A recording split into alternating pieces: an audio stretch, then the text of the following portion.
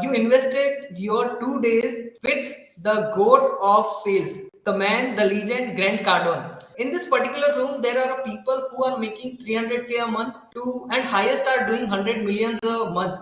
What was your biggest breakthrough or business lesson in that particular from that particular event or from that room? Yeah, I think the first thing is it always helps.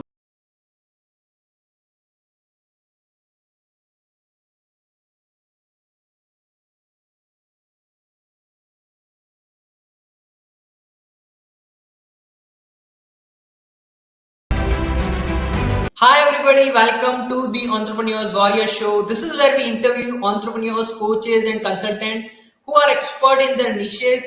And in this amazing series of interview today, we have a super awesome guest with us, like super awesome. And his journey from a fitness trainer to a multiple eight-figure in online business. He's the founder and CEO of Elite CEOs. He has generated over eight figures in online coaching and coaching world after discovering powerful repeatable strategies which he used to create his first million from a B to C model. He has trained thousands of elite CEOs until to make over 5, 6 and even 7 figure, right? And his client have done a combined $350 million in sales, which is completely insane. And as you are seeing, you are going to see he is a four-time 2 comma club, two CCX award and CCC award winner. He is the author of the book called Infinite Income. So without further ado, let's put in a huge round of applause for Tanner Chidester on the stage. Welcome, Tanner. Yeah, thanks for having me, man. Excited to be here. And like I was telling you earlier, it is a little early here for me. So Yeah, excuse my appearance, but I'm excited to be here. I'm ready to go.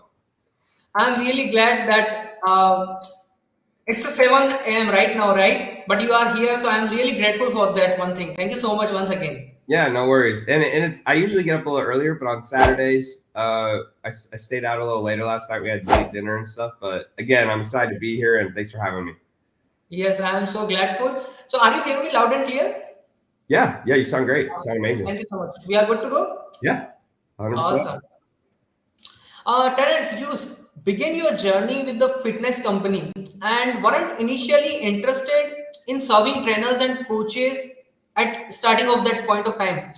But now you are serving coaches, consultants. So how did this transition occur? Yeah, it's a great question. So I was always very interested in fitness because I'd grown up playing American football and basketball, and that's kind of how I got kids to kind of leave me alone because I was picked on a little bit as a kid. I was kind of strange, weird is probably another way to put it. And so when I started lifting weights and excelling in sports, I gained a lot of respect, and that as a kid, it feels great to be respected. So I played sports pretty seriously for about 10 years. And then at that time, I had some injuries. I also think I probably wasn't good enough to go to the pros. I got to play all the way at the Division I level. And then after that, that's when I had a mentor who said, "Hey, your first business should be in fitness because that's what you know." And I was like, "Yeah, that makes sense. I've done fitness my whole life." So I started building that business. And once it had a lot of success, I got, one of these awards from ClickFunnels, right? And people recognize those awards and they said, "Hey, this guy has built, $1 million plus business in fitness." And so all these trainers started coming to me asking for help. And, at first I was like, I don't really want to do that.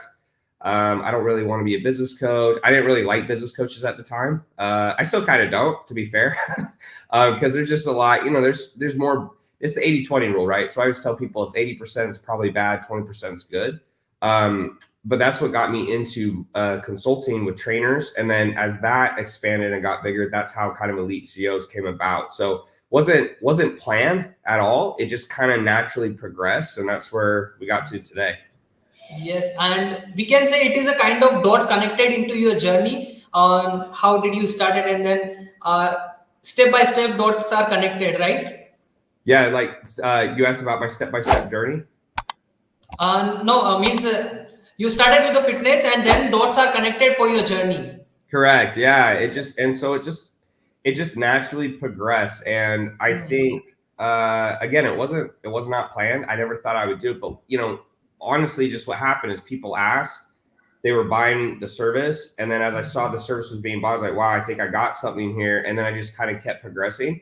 In hindsight, I might have just stayed in fitness. I just think at the time my skill set was limited, because once we got to about 150,000 a month, and then I couldn't really get past it without losing profit. And if knowing what I know now, I would have started putting in low ticket products and stuff like that, but I just didn't know that at the time.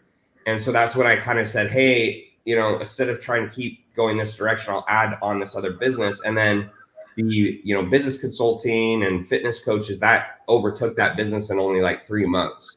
So it just grew very rapidly. Not even 3 months, honestly. It was like 2 months. It was just really fast. Crazy, man. It's completely crazy.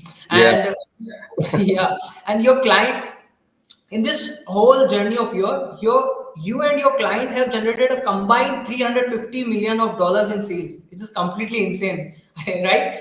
And what is the one thing or framework you teach your students that allow you to make such a huge massive impact in the world, because it's literally great impact. Yeah, I think then the two most important skills, and it may be boring, but it's learning how to speak to people via messenger. So like text messages, Facebook Messenger, IGDMs, LinkedIn, and then just how to have a phone call.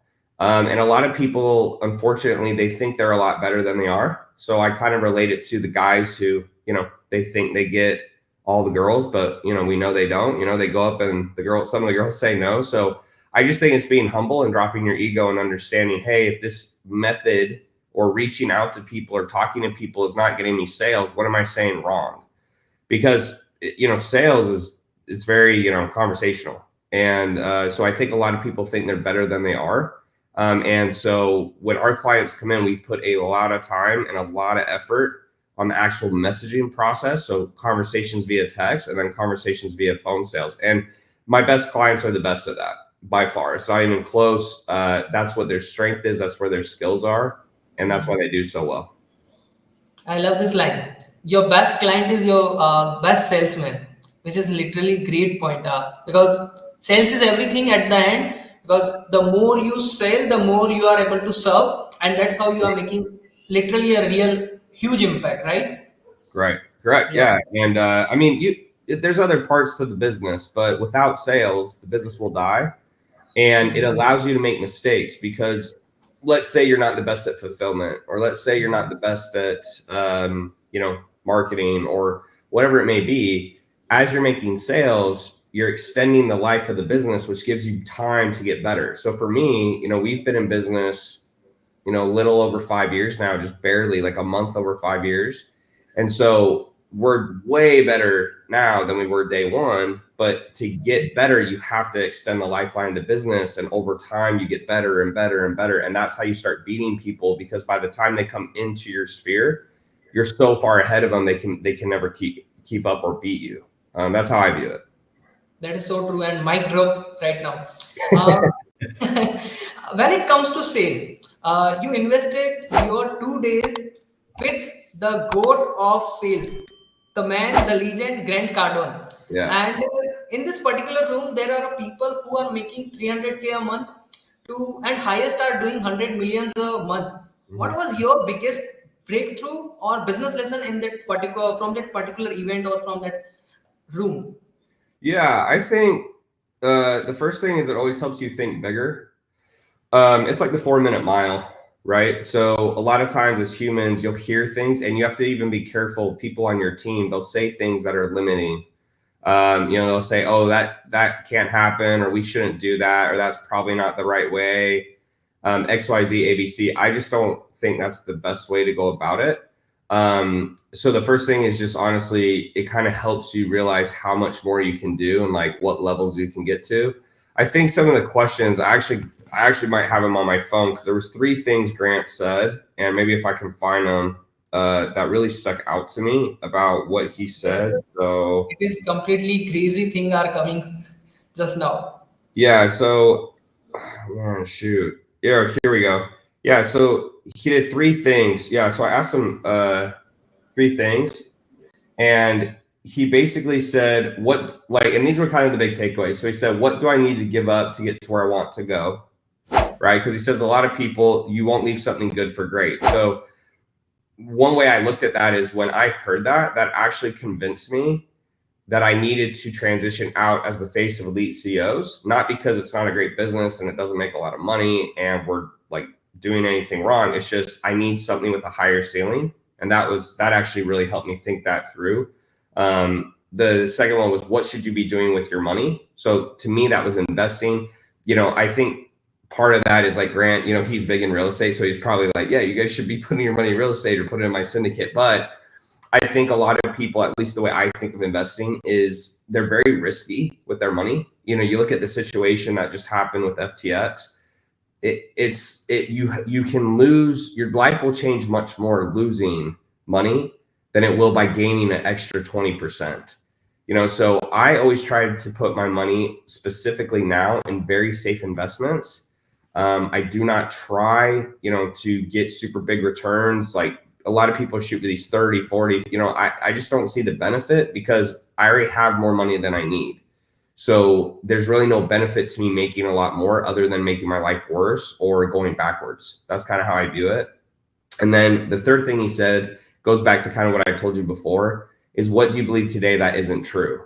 Right. And so a lot of times we have these limiting beliefs, or someone will say, oh, cold outbound doesn't work, or, oh, that never happens, or this business can't get this big, or that's not possible. And, because they have a bigger business, you're like, oh, okay, well, maybe it isn't possible. And because you think it's not possible now, you're not even willing to try. And so one of my good friends, his business runs like 70, 80% cold outbound. And I remember having a convo. He's like, well, why haven't you done cold outbound? I was like, oh, cold outbound doesn't really work. And he's like, oh, yeah, my business does 80% cold outbound. I was like, really? And he's like, yeah. And those types of conversations kind of help you realize you're saying things that aren't true. And that's a lot of times why people aren't successful, because they put themselves in this imaginary box that isn't real. So those are kind of the three main things I took from the day. There's obviously way more, but those were like the biggest three questions that stuck out to me. It's completely insane at the moment, right? Because the three questions that you just shared with us is actually create a realization where you want to go and how you want to become, like, right? And it is completely insane, and great pointers you just share. Amazing, right? Thank you. uh, you are still in your 20s, please correct me. I found in your previous interview, but right, you are still in your 20s and you were already made this much impact, which is literally hats off to you, bro. A lot of people leaves. So what's your goal in 30s, 40s and all? Yeah, I'm trying to figure that out. So as of now, the only thing I know is I'll be stepping out as the CEO of Elite CEOs. My younger brother actually will be taking over. He's been with me for over 5 years. He kind of knows how the business runs and what needs to happen. He's a hard worker. And then I'm going to be taking 1 to 2 months, maybe 3 sabbatical, where I basically just go and I read and I travel and I kind of figure stuff out. That's been the advice given to me by more affluent individuals who just said, you need to give yourself some time to think before you start your next thing, so you have time to think everything through. Because it's really two different skill sets. When you're doing all the time and you're grinding, you can't really be as creative, and vice versa. If you're being super creative, you can't be grinding, right? And so I've been grinding for the last 5 years. I've barely come up for air. And so I think now it's going to become more strategic for me about what's my next vehicle, what's my next thing, how big can the ceiling get, looking for that competitive advantage, right? Because in internet marketing, a lot of times the products are not that great or they're not good enough. And what I'm seeing a trend is with the more affluent individuals, it's all about the product, right? They spend a lot of time talking about the product and not quite as much time talking about the marketing, because if the product's good enough, it'll go more viral, it'll grow more organically. And, right now my business, 60% of our expenses is ads, by far. So if I took 60% of our expenses off the table, imagine how much more profitable our business would be, So I'm not sure yet, but when I know, you guys will know, and I'll keep you guys updated. It's a crazy, man. It's completely crazy, and definitely we have to give time to ourselves for brainstorming, for new ideas and all. Definitely, it's a great thing. And you just mentioned product is something very important to get result, to achieve the desired result that we have to create. How and I think your product is somebody that is actually help you to achieve the result that you have it yours with yourself, right? How did somebody create a great product so they are able to make such a great impact, and what is the steps they should have to follow to create a product which is online, Yeah, right? it's a great question. So I'll try to answer it in two steps. So Yeah, in terms of internet marketing, so I'm an internet marketer. You are. That's where I started, and that's where I think most people actually should start because it's a very low risk, low downside business. So in internet marketing, if you're going to start there, the way I always try to have people pick products is just make sure it's like, do you help people save or make money?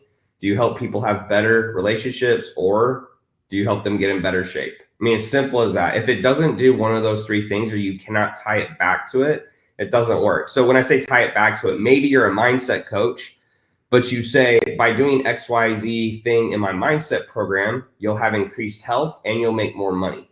It just, if you, the people I see struggle, they never tie it back to anything tangible. And so when they're talking to you, they love it and they're super excited. But I'm like, a person who doesn't know you, you don't have 30 minutes to explain what you do. And so a litmus test is, can you tell someone what you do in 2 sentences or less? If you can't, you probably can't help them. Like with Elite CEO, someone's like, what does your company do? It's like, we help people build online businesses. Like at the granular level, I could get into more complexity, but that's literally what we do, right? So that's number one for internet marketing. The real question, like, and the way I really want to answer this is, if you really want to build a great product, you have to have the skill set to do so. And so what I mean is, when I first came into business, I had no skills. And then I learned how to message. And then I learned how to do sales calls. And then I learned Facebook ads. And then I did funnels, and then emails, and then copywriting and automations and tech, right? So over the last 5 years, I've learned pretty much every single part of my business inside and out. If anyone left at any time, I'd be totally fine. Like, I know exactly what to do, or I could plug someone in.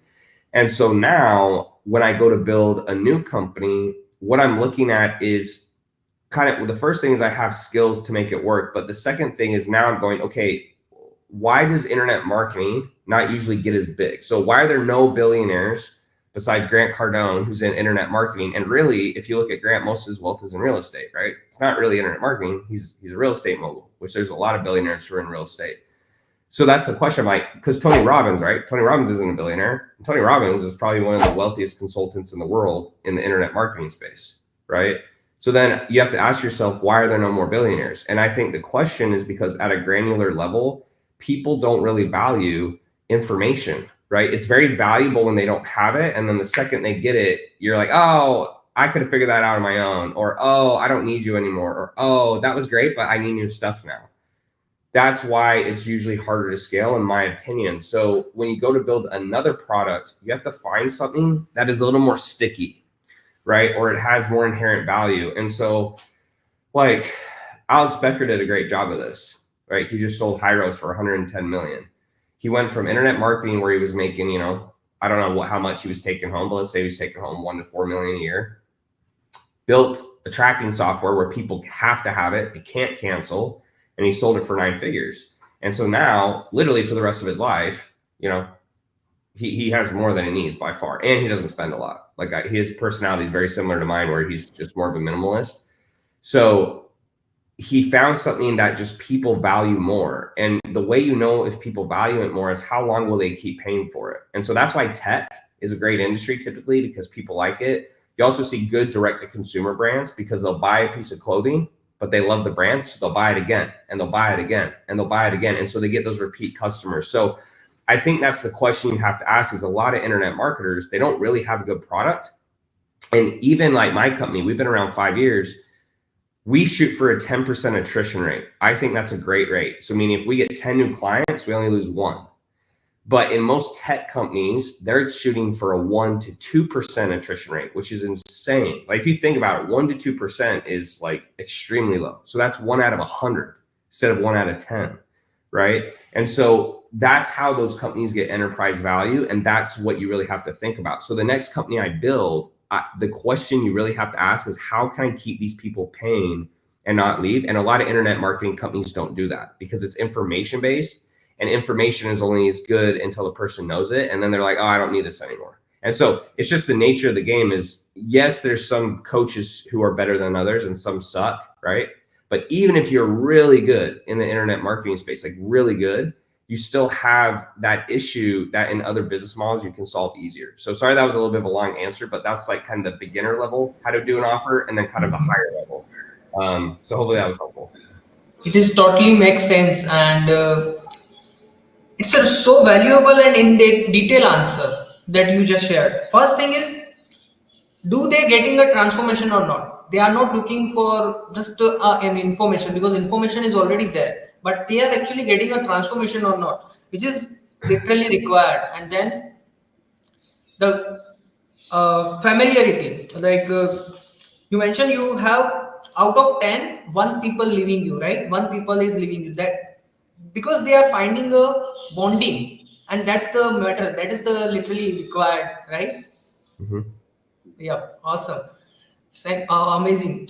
And in your life, your parents make a significant impact, and especially you are talking a lot about your dad in your journey, like in terms, and what kind of things you learn a lot from your dad when it comes to money, mindset, and growth.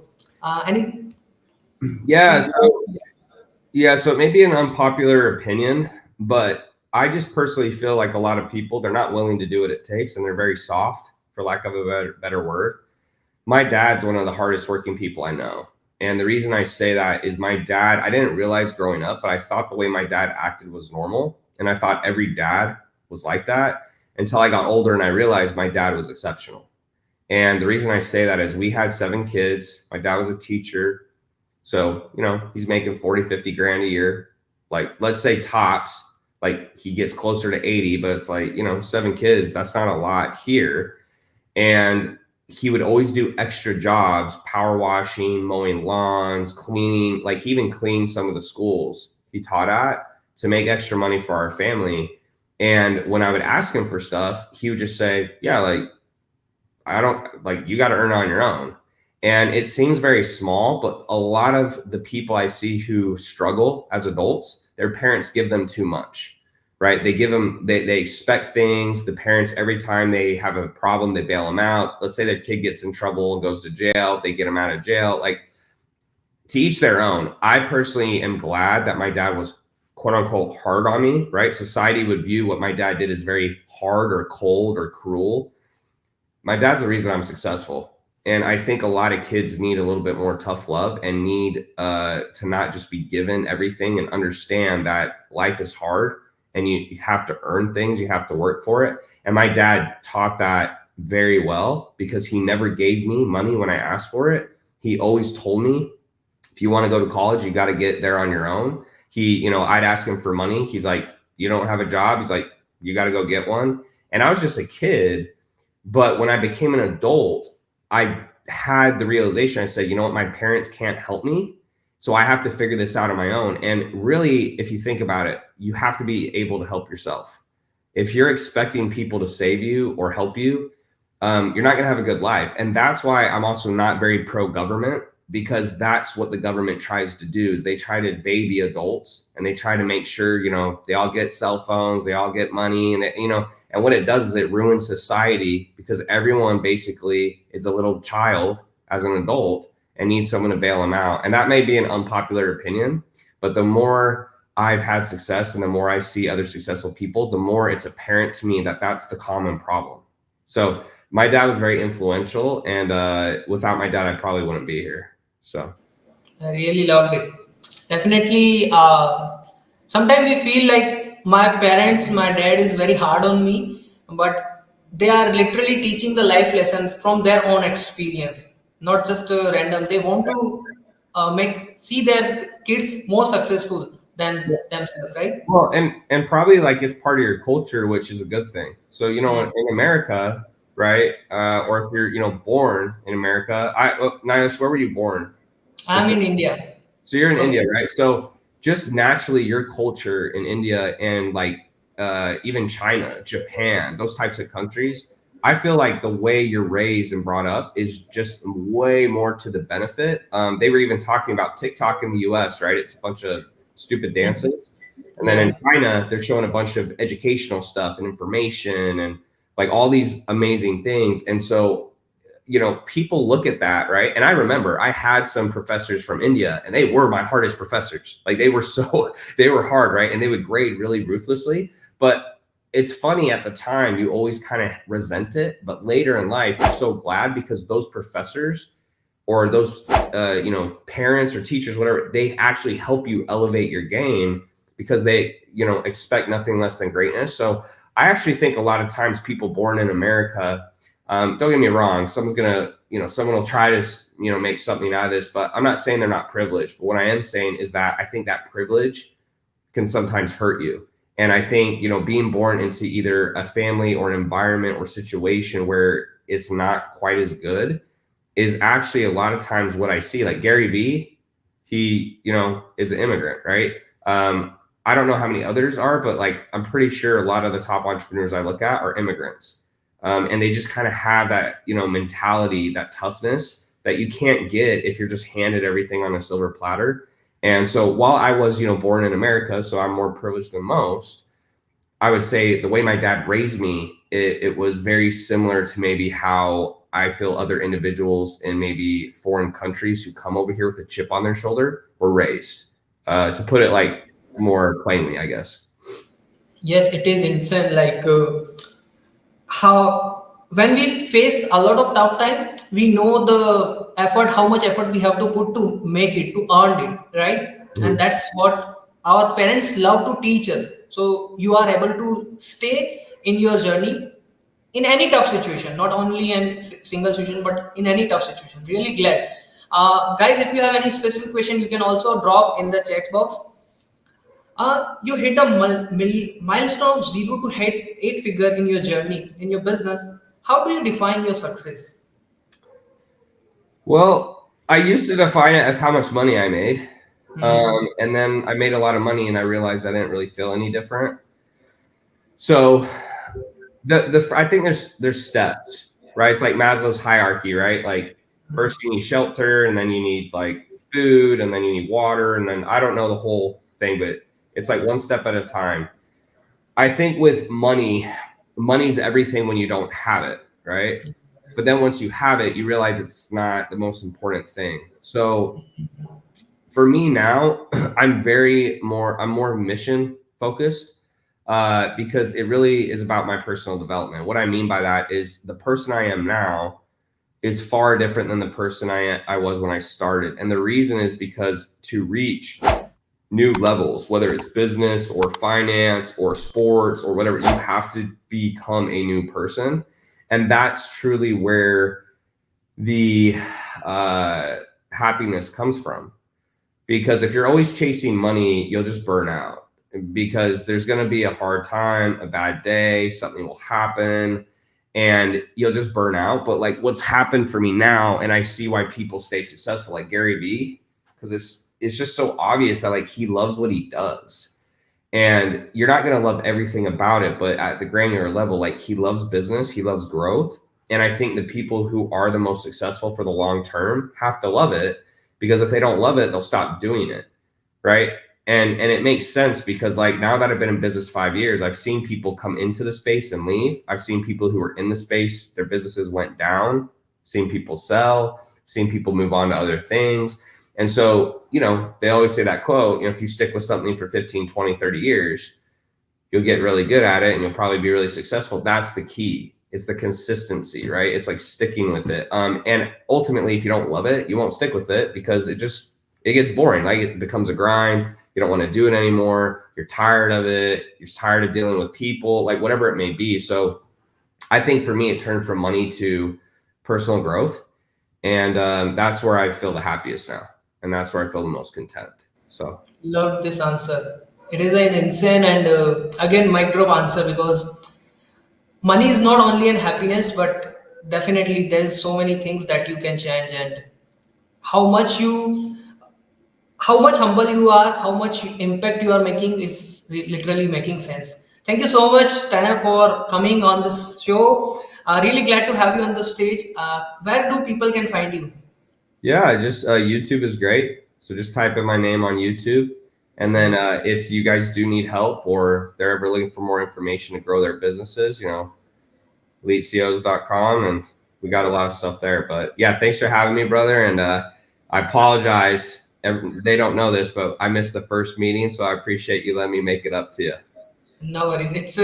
I'm glad that you again book a reschedule with us, and really gladful to have you on the stage. Thank you so much. Yeah. Before we wrap up the show, what was your biggest three mistake that you don't want to repeat and advise people to not do? Yeah, the biggest mistake. I think the biggest mistake, I mean, and this is personal for me, I waited about 2 years to hire help. And so if you have a way where you can either get a loan, a credit card, a family or friend, and you feel very strongly about the program you're investing in, I would do it sooner than later, because I told myself, I said, hey, I'm going to save up money and then I'll buy it. The problem was 2 years later, I had the same amount of money. Literally, I had the same amount. I had $2,000, and then 2 years later, I had $2,000, right? And depending where you live in the world, that may be a lot or a little, but in the States, it's not a lot. And so I would say that. And then number two is just don't give up, right? Because people don't know this, or a lot don't know, but all these awards you see almost never happened because when I was struggling during those 2 years and I wasn't making any money, I almost quit like 5 times. And what I mean by that is I would call my mentor and I say, hey, like, I'm going to go back to school. Like, this isn't working. I'm killing myself. I'm working 16 hours a day. Like, I'm not making any money. And he just convinced me. He's like, don't quit. It's like, don't quit. Don't quit. And, I owe him everything, because if I had quit and I had taken a job as an engineer, I would have made okay money. But if you make about $100,000 a year as an engineer, so $500,000 versus 50 million, and that's the opportunity cost. And so what makes me sad is a lot of people, they think by not deciding to take action that they're not losing anything. But I'm like, yes, you are, because if you had taken action, you would have gotten this result. You just don't know it. And that's this thing that drives me and scares me, because I want to be the best I can be. And I don't want to get to the end of my life and someone's like, hey, Tanner, so here's your life and here's all the directions you could have gone. Here's where you ended up and here's what your best self could have been. And it's all because mentally you just decided to take the easier option. So I know that may sound cliche, but those are the two best things, is like either pay for help if you can. And if you can't, just keep going, because unless you have an actual mental condition, right? Like you mentally have something wrong with you. When you put your hand on a hot stove, you know not to do it. And then you just keep doing that over and over in other areas until you finally find the right path. Some people, it takes longer than others. Some are smarter than others. Some are more skilled. But I'm telling you, like, if you can just be resilient, success leaves clues and you will be successful. It's just a lot of people, like 2 years doesn't sound long when we're talking here. When you're in those 2 years, it feels like 50, feels like 100. You feel like it's never going to end. And so it's just in those moments, you have to mentally be tough, and you have to know that if you push through, there will be better things on the other side. But it's tough. But that's why I'm giving that advice, because I wish someone had told me that. If I didn't have that mentor, I would have quit, and this conversation would have never happened. So Yeah, that is insane level of advice just now we have. And the second point, when you mention uh, you are not just you are not investing because you don't have money, and this is something that happened with me as well. I'm relating with you on that point. When I started out with my journey, I'm with the same amount of money without even investing, so definitely I'm relating with you. Cost of opportunity is something that you have to focus. Thank you so much, Tanner, for coming here and sharing a lot of golden nuggets, a lot of mic drop stuff with us on our stage. Thank you so much, guys. Thank you so much once again, and We are joining you with the next episode on the Entrepreneurs Warrior Show. Till then, Nilesh Jain signing off. Have a great one. Bye bye.